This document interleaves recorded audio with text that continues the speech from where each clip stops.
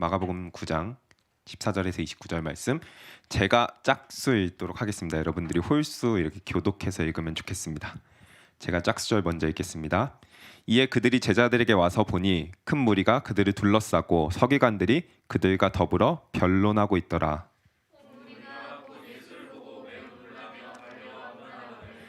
예수께서 물으시되 너희가 무엇을 그들과 변론하느냐?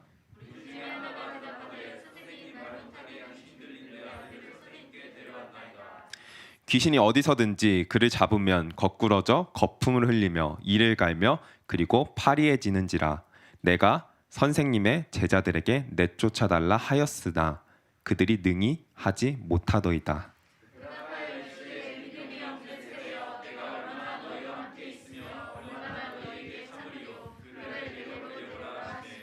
이에 데리고 오니 귀신이 예수를 보고 곧 그 아이로 심히 경련을 일으키게 하는지라. 그가 땅에 엎드려져 구르며 거품을 흘리더라. 예수께서 그 아버지에게 물으시되 언제부터 이렇게 되었느냐 하시니 그의 어릴 때부터이니라. 귀신이 그를 죽이려고 불과 물에 자주 던졌나이다. 그러나 무엇을 하실 수 있거든 우리를 불쌍히 여기사 도와 주옵소서. 예수께서 이르시되 할 수 있거든 무슨 말인가? 믿는 자에게 능히 하지 못하는 일이 없느니라. 곧 그 아이의 아버지가 소리를 질러 이르되 내가 믿나이다. 나의 믿음 없는 것을 도와 주소서 하더라. 예수께서 우리가 달려와 보이는 것을 보시고 그 더러운 귀신을 꾸짖어 이르시되 말 못하고 못 듣는 귀신아 내가 너에게 명하노니 그 아이에게서 나오고 다시 돌아가지 말라. 귀신이 소리를 지르며 아이로 심히 경련을 일으키게 하고 나가니 그 아이가 죽은 것 같이 되어 많은 사람이 말하기를 죽었다 하나. 집에 들어가심에 제자들이 조용히 묻자오되 우리는 어찌하여 능히 그 귀신을 쫓아내지 못하였나이까. 이르시되 기도 외에 다른 것으로는 이런 종류가 나갈 수 없느니라 하시니라. 아멘. 네, 오늘 함께 말씀을 살펴보고자 합니다. 우리 교회에서는 담임 목사님이 아마 복음서를 좀 좋아하셔서 그런지 복음서에 대해서 굉장히 많이 나눴습니다. 그래서 복음서에는 4개가 있는데 마태, 마가, 누가, 요한이죠. 그래서 이 복음서를 많이 다루다 보니까 이 4복음서가 여러분들 아시겠지만 각기 다른 시각에서 풍성하고 다채롭게 예수님에 대해서 증언하고 있는 사실을 익히 알고 계실 겁니다. 특별히 오늘 우리가 함께 살펴보는 마가복음은 전체를 3개의 몇 개라고요? 그죠, 3개. 감사합니다. 예강이 오랜만에 봐서 좋았습니다. 네, 3개의 막으로 나눠서 3막의 드라마 형식으로 볼 수 있습니다. 그래서 이 3막의 드라마 형식은 공간적 배경으로 나뉘는데 마가복음 1장에서 8장 26절까지는 1막으로 예수님께서 갈릴리와 그 주변에서 사역하시는 내용들을 다룹니다. 그리고 이어 8장 27절부터 10장까지는 2막으로서 예수님께서 갈릴리를 통과하시어 예루살렘으로 올라가시는 그 과정들 가운데 길 가운데 있었던 일을 다룹니다. 그리고 마지막으로 11장부터 16장까지는 3막으로 예수님께서 예루살렘에서 사역하시고 십자가에 달려 죽으시고 부활하신 내용을 담고 있습니다. 그렇다면 오늘 우리가 함께 나눌 말씀은 몇 막일까요?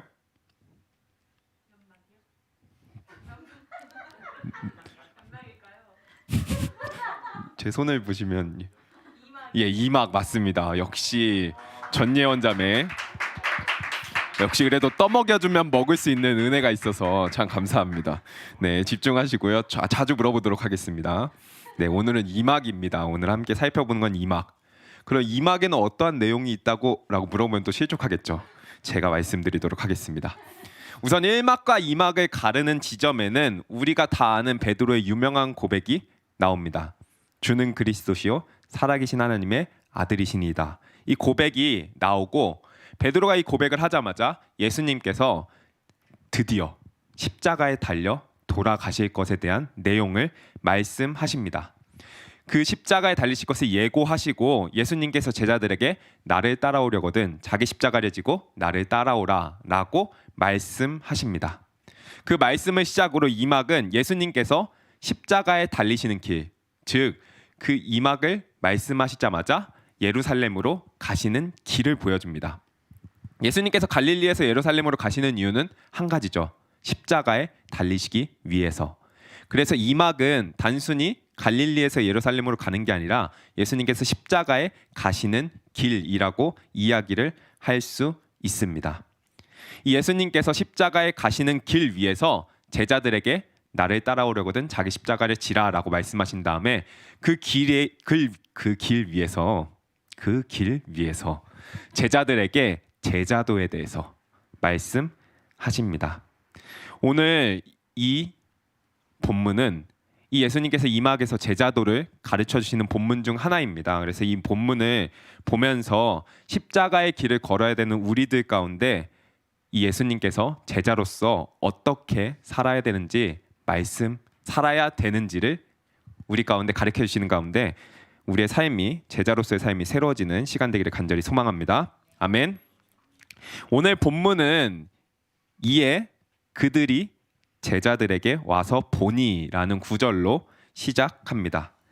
예수님께서 자기 십자가를 지고 따르라는 말씀을 하시고 여정을 시작하십니다.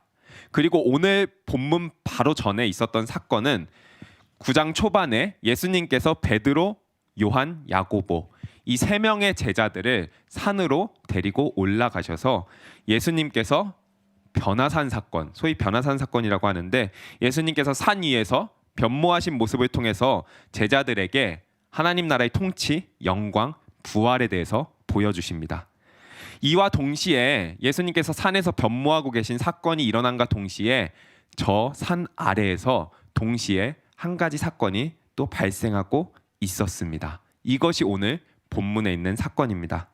예수님께서 산 위에 계시고 그리고 산 아래서 9명의 제자들이 겪게 되는 일. 17절, 18절입니다. 우리 한 목소리로 읽어봤으면 좋겠습니다. 네, 17절, 18절입니다. 읽겠습니다. 무리 중에 하나가 대답하되 선생님 말 못하게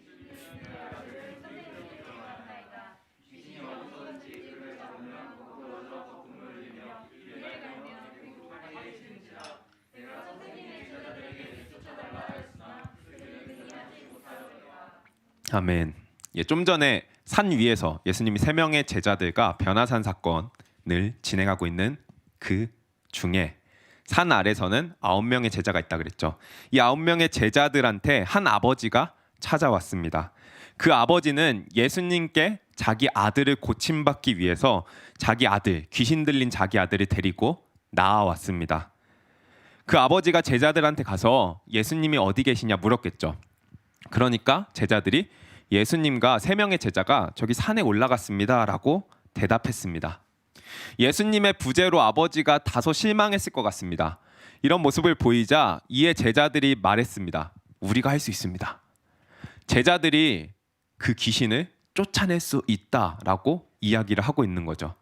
제자들이 이렇게 자신들이 귀신을 쫓아낼 수 있다고 말할 수 있던 이유는 무엇일까요? 오늘 본문에선 찾아볼 수 없지만 아마 마가복음 3장 15절과 6장의 말씀들을 미루어 볼 때 이 제자들이 이전에 예수님께 제자로 세움을 받고 권능을 받아서 귀신들을 내쫓는 경험을 했었기 때문으로 보입니다. 예수님께서 제자들을 세우시고 그들에게 귀신을 내쫓는 권능을 주셨고 그들이 예수님께 받은 권능으로 귀신을 쫓고 병도 고쳤던 경험을 했었기 때문에 이 제자들이 담대히 나아가서 제가 그 귀신을 쫓아보겠습니다 라고 이야기를 했던 것으로 보입니다. 이 제자들이 귀신을 쫓아내려고 노력을 하니까 수많은 사람들이 몰려왔던 것으로 보입니다. 이 제자들이 아마 오랜 시간 실갱을 했겠죠. 귀신을 내쫓아보려고 여러 노력을 했으나 본문은 이것이 실패했음을 보여줍니다. 이 몰려들었던 사람들의 기대는 실망과 의심으로 바뀌었던 것으로 보입니다. 그런데 그 자리에 한 가지 문제가 있었습니다. 그 문제는 당시 종교 지도자이자 예수님의 대적이었던 서기관들 또한 있었다는 사실입니다. 마가복음 3장에서 서기관들은 예수님께서 귀신을 내쫓는 것을 보면서 야 저거는 예수가 능력이 있는 게 아니라 예수가 바알세불이라는 귀신들의 왕을 힘입어서 귀신을 내쫓는 쇼를 하고 있는 거야 라고 예수님과 서기관들이 논쟁한 적이 있었거든요. 아마 서기관들이 제자들의 실패를 지켜보며 자신들의 주장이 맞다. 예수가 바알세불을 힘입어서 그 귀신을 쫓는 쇼를 하고 있었고 제자들은 이봐라 능력 없지 않느냐라고 자신들의 주장이 맞다고 소리치며 제자들을 비난하고 조롱하고 있었던 것으로 보입니다. 예수님께서 권능을 주시며 제자들에게 십자가의 길을 걸으라고 말씀하시며 하나님 나라의 통치를 구현하라고 부르신 제자들입니다. 그리고 그 제자들에게 한 아버지가 귀신 들린 아들을 고쳐달라고 데려왔습니다. 그러나 제자들이 귀신을 내쫓아내기는커녕 무리들의 실망과 의심, 비난과 조롱을 받고 있는 모습입니다. 제자들은 그들 앞에 완전히 발가벗겨졌고 그들의 영적 무능함이 처참하게 드러났습니다. 제자들의 영적 무능함이 발가벗겨진 모습을 우리는 이 대목을 쉽게 지나치기는 좀 어려울 것 같습니다. 왜냐하면 이러한 제자들의 모습에서 이 시대의 교회와 성도된 저와 여러분의 슬픈 자화상이 발견되기 때문입니다. 우리가 십자가의 길을 걷는다고 이야기는 하지만 실상 우리의 삶을 살아가면서 만나게 되는 숱한 문제들, 질문들, 그리고 우리에게 무언가를 기대하면서 나오는 자들, 우리가 살려내야 되는 세상과 존재들, 세상과 다름을 요구하는 그 자리에서 우리가 그리스도인으로서 보여줘야 되는 내용이 없고 세상과 다를 바 없으며 구별됨이 전혀 없는, 사실 영적으로 완전히 무능한 모습이 오늘날 우리의 교회의 모습이요 저와 여러분의 현실을 마주하게 되는 것 아닌가, 이 본문을 보면 생각하게 됩니다. 예수님을 보여주고 증거해야 할 우리의 삶에 예수님이 없다. 예수님이 제자들 3명과 함께 저 산에 올라가셔서 예수님이 물리적으로 그들 가운데 없는 것이 아니라, 예수님이 물리적으로 그들 가운데 계시지 않는 것이 아니라 영적으로 그 제자들과 우리와 함께 계시지 않는다. 예수님이 없다. 그렇기에 제자들은, 또한 오늘날 우리들은 이 영적인 무능함을 경험하고 있지 않느냐는 성경의 고발입니다. 바로 우리를 향한 성경의 고발이죠. 오늘 이러한 영적 무능함에 빠져버린 제자된 우리에게 그렇다면 성경 본문은 무엇이라고 말하고 있는가? 이것들을 함께 발견하게 되는 시간 되기를 간절히 소망합니다. 네, 예수님께서 3명의 제자들과 이제 그 사건을 마치고 내려오셨습니다. 예수님께서 내려오자 무리들이 예수님을 보고 달려와서 인사합니다. 이제 여기서 기대할 건 없으니까 예수님, 이제 끝판왕이죠. 예수님이 딱 내려오시니까 모든 사람들이 거기에 달려가서 이제 기대하는 거죠. 예수님께서 내려와서 너희가 그들과, 그 9명의 제자들한테 너희가 그들과 무슨 논쟁을 하고 있었느냐 예수님께서 물으십니다.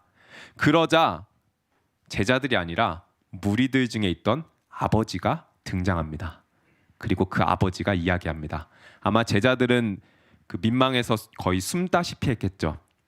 아버지가 아들에게 말 못하게 하고 못 듣게 하는 귀신이 들어와서 간질 증세를 일으키고 여러 번 물과 불 속에 몸을 던져 죽게 하려고 했습니다.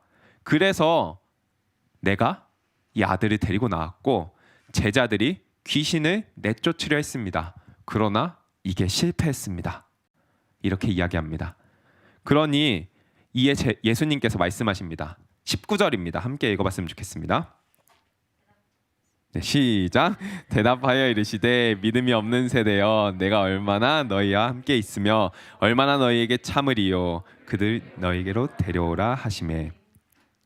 예수님께서 제자들을 책망하십니다. 믿음이 없는 제자들아, 내가 얼마나 너희와 시간을 보내며 얼마나 더 참아야 되느냐. 믿음을 찾을 수 없는 제자들에게 예수님께서 책망하십니다. 그리고 나서 아들을 예수님께로 데려오니 귀신이 경련을 일으키고 땅에 엎드려져 거품을 흘립니다. 예수님께서 이에 대해서 안타까워하시며 아버지에게 언제부터 이렇게 됐냐고 물으십니다. 그러자 아버지께서 어릴 때부터 이랬다고, 그리고 귀신이 아들을 계속 죽이려 했다고 이야기합니다. 그리고 아버지의 대사, 무엇을 하실 수 있으면 우리를 불쌍히 여기사 도와주옵소서. 예수님께서 고치실 것이라는 간절함을 가지고 나아왔지만 제자들의 무능함을 발견하고 정말 예수님께서 고치실 수 있을까라는 의심이 생겼던 것 같습니다. 그래서 의심이 담긴 아버지의 고백이 성경에 나옵니다. 이에 유명한 구절이죠. 23절에 할 수 있거든이 무슨 말이냐 책망하시고 믿는 자에게는 능히 하지 못할 일이 없느니라 라고 말씀하십니다. 그리고 아버지가 믿음의 고백을 한 다음에 예수님께서 아들을 고치시는 장면이 오늘 사건의 전반적인 내용입니다. 모든 사건이 마무리되고 집에 들어와서 제자들이 조용히 예수님께 묻습니다. 28절에서 우리는 어찌하여 능히 그 귀신을 쫓아내지 못하였습니까? 그러자 예수님께서 29절에서 말씀하십니다. 여기에 있는 형제분들만 한번 고백해 볼까요? 29절입니다. 시작. 이르시되 기도 외에 다른 것으로는 이런 종류가 나갈 수 없느니라 하시니라. 네. 동일한 본문의 마태복음 17장에서 다루고 있는데 이 제자들의 질문에 예수님께서 17장 20절에서는 다르게 말씀하십니다. 이르시되 너희 믿음이 작은 까닭이니라. 진실로 너희에게 이르노니 만일 너희에게 믿음이 겨자씨 하나의 만큼만 있어도 이 산을 명하여 여기서 저기로 옮겨지라 하면 옮겨질 것이요 또 너희가 못할 것이 없으리라. 이 믿음이 작다는 것은 사실 믿음이 없다는 것과 거의 같은 뜻이기 때문에 이 마태복음과 마가복음의 내용을 정리하면 이 제자들이 실패한 이유는 그들 가운데 믿음이 없고 그리고 그들이 기도를 안 했기 때문이라고 정리할 수 있습니다. 그렇다면 오늘 본문에서 요구하는 이 믿음과 기도는 무엇일까요? 이거를 좀 간략히 지금 많이 해왔습니다. 네, 이제 서론 아니고요. 많이 해왔으니까 당황하지 마시고 많이 왔습니다. 여러분들 표정이 보였어요. 뭔가 온라인 너머로. 요구하시는 믿음과 기도가 무엇인지 살펴보고 마무리하도록 하겠습니다. 앞서 제자들이 실패한 이유는 너희가 믿음이 없고 기도를 안 했기 때문이다 라고 했습니다. 이렇게 얘기하면 믿음과 기도가 하나님의 일을 하고 제자의 길을 걸어가는데 중요한 수단과 방법이다라고 오해하실 수도 있을 것 같습니다. 그래서 오늘 믿음과 기도에 대해서 이야기하기 앞서 한 가지 제가 전제를 드리자면 믿음과 기도는 수단과 방법이 아니라는 사실을 먼저 못을 받고 가겠습니다. 믿음과 기도는 뭐와 뭐가 아니라고요? 역시 아주 모범생입니다. 수단과 방법이 왜 그들끼리 박수 치죠? 축하드립니다. 믿음과 기도는 수단과 방법이 아니라는 사실입니다. 그러면 무엇이 수단과 방법이냐? 믿음과 기도가 수단과 방법이 아니라면 무엇이 수단과 방법이냐? 다른 것이 아니라 저와 여러분이 수단과 방법입니다. 믿음과 기도가 수단과 방법이 아니라 우리 자신이 하나님의 수단과 방법이라는 사실을 염두하시면서 계속 이 믿음과 기도에 관해서 살펴보고자 합니다. 먼저 믿음에 대해서 살펴보려 하는데 믿음에 대해서 여러 정의가 있죠. 정말 많은 정의가 있는데 오늘 본문에서 요구하시는 믿음을 정의하면 이렇게 정의할 수 있습니다. 믿음은 예수님을 우리의 삶과 정황과 문제에 초청하는 것이다. 이렇게 정의할 수 있습니다. 너무 당연한 말씀처럼 들리고 너무 당연한 거 이야기하지 않나? 라고 생각할 수 있습니다. 그러나 우리가 너무 당연하다고 생각한 만큼 이 제자들도 쉽게 넘어진 부분이며 돌아보면 우리 자신도 제일 잘 넘어지는 부분이기도 할 것입니다. 제자들의 영적 무능함은 이 믿음을 잃어버린 곳에서 출발합니다. 그들은 예수님을 그들의 삶과 정황과 문제에 초청하지 않습니다. 그들은 제자의 길을 걸으면서 귀신을 내쫓아달라는 요청을 받았습니다. 그들은 이전에 귀신을 내쫓아본 경험이 있었기 때문에 선뜻 자신이 하겠다고 이야기를 했습니다. 이러한 제자들의 행동은 믿음의 행동이었을까요? 아마도 이 오늘 본문의 앞뒤 맥락을 살펴보면 이들의 행동은 믿음의 행동이 아니었을 것으로 보입니다. 오히려 믿음이 결여된 행동이었을 것으로 보입니다. 이 본문 전에 어떤 장면이 나오냐면 좀 전에 주는 그리스도시여 살아계신 하나님의 아들이시니이다 라고 8장에서 베드로가 멋있게 고백한 내용이 이막의 시작이라 그랬죠. 그래서 이막이 시작되는데 예수님께서 십자가에 달리실 것이다 라고 예고하시니 베드로가 예수님을 붙들고 항변하는 장면이 나옵니다. 근데 이것을 헬라어로 살펴보면 예수님을 붙들고 항변하거나 말리는 게 아니라 예수님을 꾸짖었다라는 표현입니다. 한마디로 예수님 그러시면 안 된다고 훈계하는 느낌의 베드로의 모습입니다. 그리고 이 본문들을 뛰어넘어서 오늘 본문에서 제자들이 그러한 민망함과 영적 무능함을 경험하고 나서 두 개의 이야기가 연달아 나오는데 마가복음 9장 34절과 38절 말씀입니다. 여러분들은 눈으로 보시고 제가 읽도록 하겠습니다. 34절입니다. 그들이 잠잠하니 이는 길에서 서로 누가 크냐 하고 쟁론하였음이라. 38절입니다. 요한이 예수께 여짜오되 선생님 우리를 따르지 않는 어떤 자가 주의 이름으로 귀신을 내쫓는 것을 우리가 보고 우리를 따르지 아니함으로 금하였나이다. 이 예수님께서 가시는 길은 좀 전에 얘기했듯이 십자가의 길이라고 했죠. 이 제자들이 그 예수님께서 십자가의 길을 가시는 것을 따라가는 그 모양으로 계속 걸어갑니다. 그리고 오늘 본문에서 예수님의 제자들이 영적 무능함 그리고 부끄러운 일들을 경험하게 됩니다. 그리고 그것을 싹 다 잊었는지 그 바로 뒤에 나오는 두 가지 내용, 좀 전에 우리가 읽었던 겁니다. 34절에서는 이 십자가로 가는 그 길에서, 그 중대하고 무거운 길에서 제자들끼리 서로 누가 더 크냐고 논쟁합니다.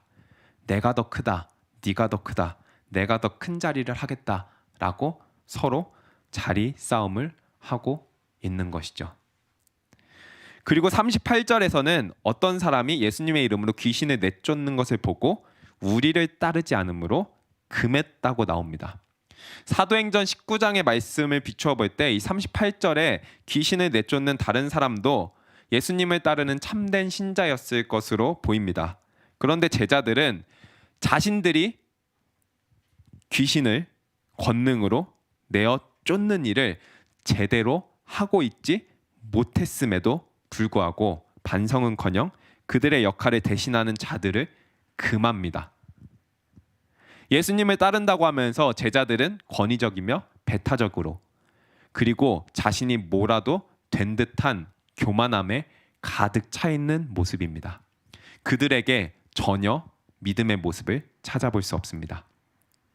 이러한 그들의 믿음 없음의 맥락에서 좀 전의 내용을 함께 살펴보면 본문의 아버지의 요청에 제자들이 자신이 귀신을 내어 쫓겠다고 나선 것은 믿음이 아니라 교만과 자기 과시였을 것으로 보입니다.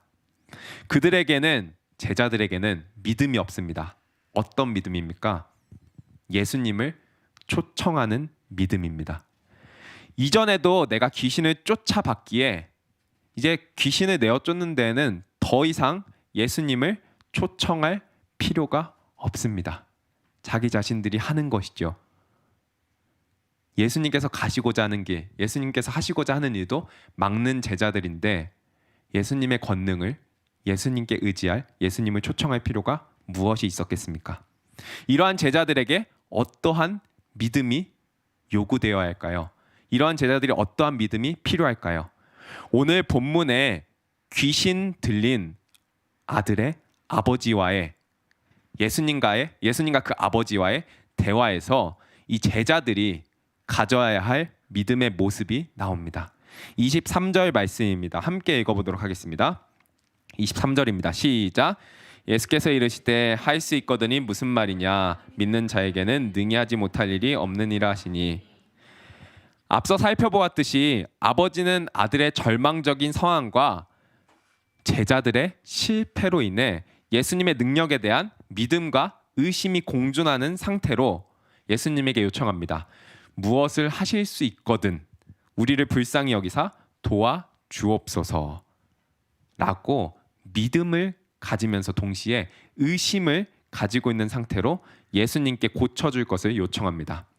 이에 대해 예수님께서 아버지의 의심을 책망하시며 믿는 자에게는 능히 하지 못할 일이 없느니라 라고 말씀하십니다.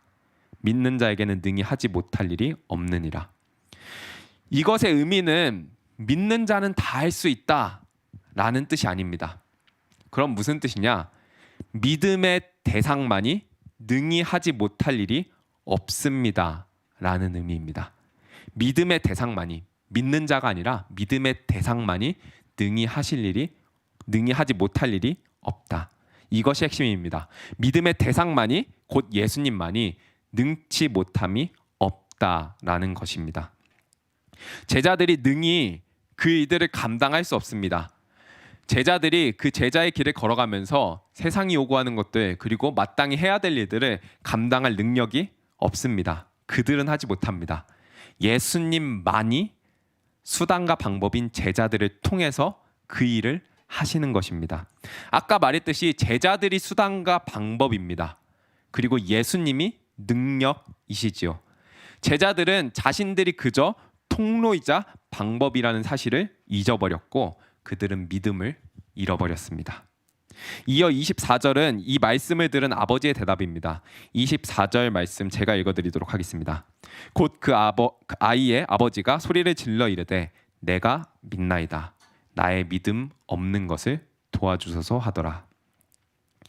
예수님의 말씀에 이 아버지는 믿나이다. 나의 믿음 없는 것을 도와주소서라고 고백합니다. 문제는 예수님과 예수님의 능력이 아닌 자기 자신에게 믿음이 없음을 발견하였기에 귀신 들린 아들의 아버지는 예수님께 자신의 믿음 없는 것을 도와달라고 예수님께 요청합니다. 이것이 오늘 본문이 말하는 믿음입니다. 십자가의 길을 걷는 제자들에게 이 고백이 필요했고 오늘 저와 여러분에게 이 고백이 필요합니다. 내가 믿나이다. 나의 믿음 없는 것을 도와주소서. 이게 믿음입니다. 두 번째 함께 살펴볼 것은 거의 끝났습니다. 오늘 본문에서 요구하시는 기도는 29절입니다. 한번 다 같이 읽어보도록 하겠습니다. 시작. 이르시되 기도의 다른 것으로는 이런 종류가 나갈 수 없느니라 하시니라. 이 본문은 기도를 아주 열심히 많이 해야지 이러한 강한 귀신을 쫓아낼 수 있다라는 뜻이 아닙니다. 이것은 믿음과 동일한 맥락으로서 하나님만을 철저하게 의지한다는 믿음의 표현으로서 기도입니다. 제자들은 예수님께 귀신을 쫓아내는 권능을 받았고 받은 권능으로 귀신을 내어 쫓는 경험도 하였습니다. 그러나 이번에는 권능으로 귀신을 내어 쫓지 못했습니다. 왜냐하면 성경은 그들이 기도를 하지 않았기에, 즉 하나님을 의지하지 않았기 때문이라고 밝힙니다. 제자들이 처음 귀신을 쫓아내라고 권능 받았을 때는 마가복음 3장과 6장에서는 그들이 해본 적이 없었기에 정말 나도 될까? 내가 정말 될까? 어부했던 사람들 그 사람들이 뭐 이렇게 배운 게 있었겠어요? 너무 디스인가요? 네. 아무튼 제자들이 이렇게 탁월한 능력이나 이런 갖추진 않았었겠죠. 근데 예수님께서 12제자로 세우시고 니네는 권능 줄 테니까 너네 가서 능력 행해라. 내어 쫓아라. 세상 가운데 그 능력을 발하라 라고 얘기하니까 얼마나 두렵고 떨렸겠어요. 나가서 정말 기도하면서 정말 하나님 의지하면서 나 정말 될까? 간절히 하나님 의지하고 신뢰하는 마음으로 그 권능을 행했고 귀신들을 내어 쫓고 제자로서의 빛과 소금의 사명들을 감당했을 것입니다. 그러나 오늘 본문에서 제자들은 권능이 자기 자신에게 있는 것이 아니라 하나님께 있는 것을 잊어버렸고 하나님을 의지하지 않아도 자신의 능력으로 귀신을 쫓을 수 있다고 생각하여 더 이상 기도하지 않습니다. 그리고 실패하지요. 조심스럽지만 이것이 우리들 가운데 너무 진부한 이야기다. 강도사님 그렇게 당연한 얘기를 하고 계세요라고 느껴지신다면 우리가 하나님의 입장에서도 좀 이 부분들을 고려해 봤으면 좋겠습니다. 이 진부한 이야기가 성경에 기록되어 있으며 굳이 말씀을 통해서 전파되어야 되는, 선포되어야 되는 그 이유는 너무나도 진부하게도 기도하지 않는 우리들의 모습 때문이지 않겠습니까? 우리는 언제 기도합니까? 매일 기도하는 분들도 있겠죠? 여기서 손 거수하라 하면 좀 민망하죠. 예원 매일 한다고 5시간씩? 예, 박칠까요? 네, 지금 온라인 댓글창에도 난리 났습니다. 박수치고. 역시 믿음의 사람 전예원. 네, 감사합니다. 말씀만 좀 열심히 들으면 되겠습니다. 네, 감사합니다. 네, 갑자기 제가 질책하는 거였는데 갑자기 끊어주셔서 감사합니다. 예. 우리는 언제 기도합니까? 예강이 언제 기도합니까? 밥 먹을 때. 참 감사한 일이죠. 왜 자꾸 박수 치는지 모르겠지만 그냥 가겠습니다. 우리는 매일 예원이처럼 기도한다고 하면 좋겠지만 제자의 길을 걸어본 바 이게 정말 쉽지 않습니다. 그리고 지금은 매일 기도하는 것처럼 이렇게 열심히 하지만 한 1년, 2년 어느 순간 보면 그 자리를 벗어나고 있는 자신을 발견하게 될 수도 있습니다. 우리는 보통 힘들 때 기도합니다. 내가 나의 힘으로 해결할 수 없을 때, 내 삶이 내 손을 벗어난 것 같을 때, 내가 해결할 수 없는 문제에 봉착했을 때 그때 기도합니다.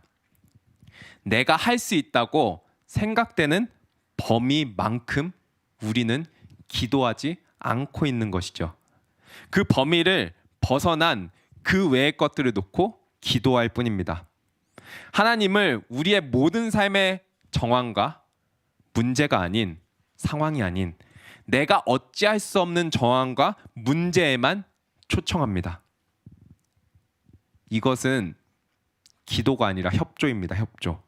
내가 정한 일, 내가 가치 있다고 생각하는 일, 나의 것을 이루기 위한 것을 신앙이라는 이름으로 포장하여 하나님을 이용해서 협조를 요청하는 겁니다.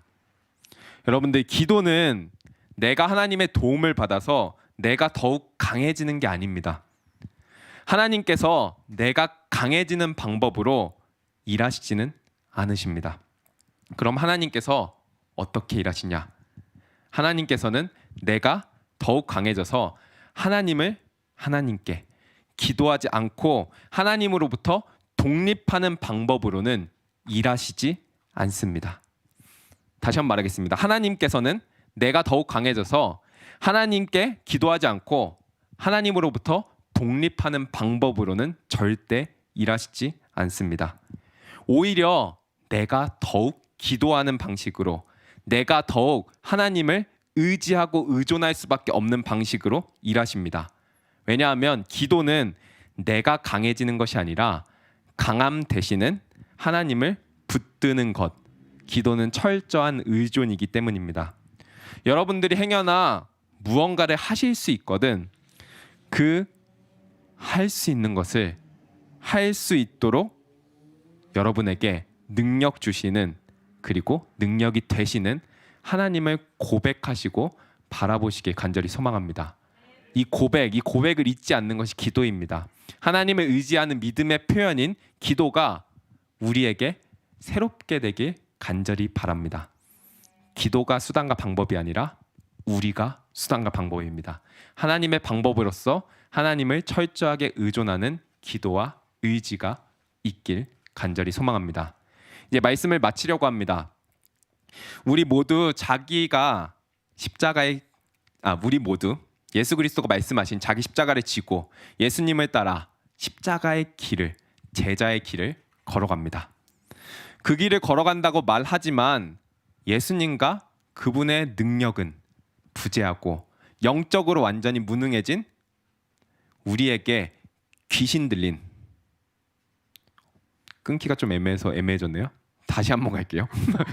여러분들 이해 못할 것 같아요. 제가 눈이 침침해져가지고 말씀을 마무리하려고 합니다. 감고 하는 게 나을 것 같기도 한데 말씀을 마무리하려고 합니다. 네, 우리 모두 제자잖아요. 제자의 길을 걸어간다고 하고 자기 십자가를 지고 예수님을 따른다고 이야기하는데 그 길을 걸어간다고 이야기하지만 영적으로 완전히 무능해진 우리에게 귀신 들린 한 아들의 아버지의 고백이 경종을 울립니다. 24절인데요. 마지막으로 함께 고백해봤으면 좋겠습니다. 24절입니다. 시작. 곧 그 아이의 아버지가 소리를 질러 이르되 내가 믿나이다 나의 믿음 없는 것을 도와주소서 하더라. 믿나이다 뒤에 고쳐주소서가 아닙니다. 믿나이다 나의 아들을 고쳐주소서가 아닙니다. 믿나이다 나의 믿음 없는 것을 도와주소서입니다. 내 앞에 있는 이 어려움 하나를 고치는 게 문제가 아니라 나의 믿음 없음이 문제입니다. 그러니 도와주소서라는 믿음의 고백으로 이 아버지가 나아갑니다. 믿고 싶습니다. 믿음 하나 붙잡고 나아가기도 연약하고 힘든 존재이오니 나의 믿음 없음을 나의 믿음 없는 것을 도와주소서라고 나아가는 것이지요. 나의 모든 삶과 정황과 문제에 예수님을 초청하고 싶습니다. 내가 강해지는 것이 아니라 강함 되시는 예수님만을 철저하게 의지하고 싶습니다. 믿나이다. 나의 믿음 없는 것을 도와주소서라는 고백입니다.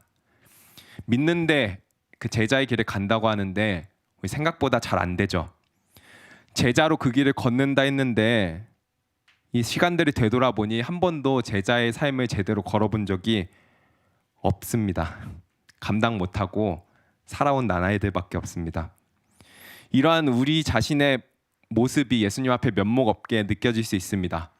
그러나 예수님께서 믿음 없는 제자들을 그 길에서 제자의 길에서 내치지 않으셨던 것을 여러분들 소망 삼길 바랍니다. 내치지 않으시고 그 길을 예수님께서 끝까지 함께 걸으시고 심지어 그 길에서 배신하고 도망친 제자들을 다시 찾아오셔서 다시 그 길을 걷게 하십니다. 그 하나님께서 오늘도 포기하지 않으시고 연약한 우리를 위해 성경에 여기까지 이 자리까지 기록해 놓았습니다. 주님 믿습니다. 아니 믿고 싶습니다. 제대로 믿고 싶습니다. 나의 믿음 없음을 도와주소서. 우리의 열심이 아닌 제자로 우리를 부르시는 그 은혜가 다시 한번 그 길을 걷자 하시는 그 신실하신 사랑이 오늘도 우리에게 일하고 있습니다. 그래서 이 말씀을 여러분들 가운데 듣게 하십니다. 그 하나님의 신실하심에 항복하여 제자의 길을 참된 제자로서 다시 한번 걷기를 결단하시고 평생의 삶이 그 길을 주와 함께 기쁘게 걷는 자들이길 간절히 소망합니다. 아멘. 제가 기도하고 마치도록 하겠습니다. 기도하겠습니다.